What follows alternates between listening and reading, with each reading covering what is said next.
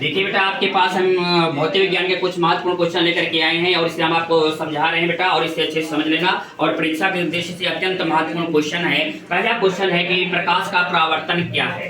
क्या है? प्रकाश का परावर्तन और इसके नियम। देखिए बेटा, जो प्रकाश का परावर्तन है इसमें लिखा गया, जब प्रकाश की किरण किसी चिकनी या पालीदार सतह पर पड़ती है तो पड़ने के पश्चात वह पुनः उसी माध्यम में वापस लौट जाती है, जिसे प्रकाश का परावर्तन कहते हैं। इसमें बेटा दो किरण होती है, एक होती है आपतित किरण और दूसरी होती है बेटा परावर्तित किरण। आप क्वेश्चन आपके दिमाग में उठ रहा होगा कि परावर्तित किरण किसे कहते हैं और आपतित किरण किसे कहते हैं। और ये बेटा जो एक पॉइंट होता है ये नॉर्मल होता है, जो कि परपेंडिकुलर होता है, जिसे हम कहते हैं अभिलंब, जिसे कहते हैं अभिलंब। और ये होता है आपका पॉलिशदार सरफेस, सतह।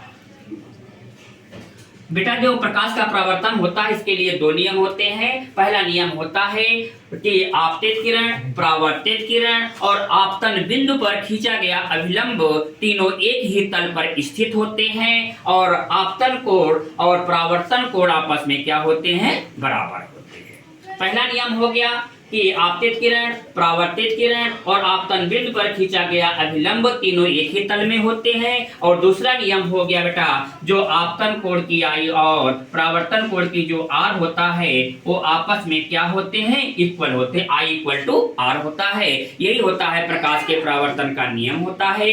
फिर दूसरा क्वेश्चन आता है कि प्रकाश का अपवर्तन क्या है, जिसे इंग्लिश में बोलते हैं कि रिफ्रैक्शन। क्या कहते हैं इसको? रिफ्रैक्शन। जब प्रकाश विरल माध्यम से सघन माध्यम में प्रवेश करता है तो वह अपने मार्ग से थोड़ा सा विचलित हो जाता है, जिसे प्रकाश का अपवर्तन कहते हैं। इसके लिए बेटा ये होता है, एक स्लेब होता है, एक कांच का गुटका होता है। जब इधर से प्रकाश की किरण आ रही, विरल माध्यम से आ रही है, तो ये बेटा थोड़ा सा अपने मार्ग से हट करके ऐसे थोड़ा बेंड होकर के क्या होती है? सीधे निकल जाती है। ये होता है नॉर्मल पॉइंट, ये होता है नॉर्मल पॉइंट। अब ये किरण होती है, इसके लिए भी बेटा दो नियम होते हैं, आपतित किरण और अपवर्तित किरण।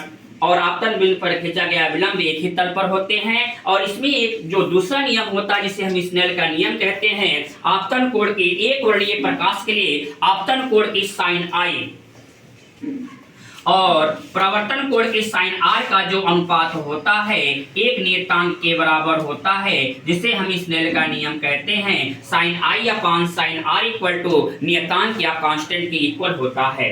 क्वेश्चन आता है पेपर में कि स्नेल का नियम क्या है, तो आप लिखेंगे एक वर्णीय प्रकाश के लिए आपतन कोण की साइन आई और अपवर्तन कोण की साइन आर का जो रेशियो होता है वह एक नियतांक के बराबर होता है, जिसे हम स्नेल का नियम कहते हैं। मतलब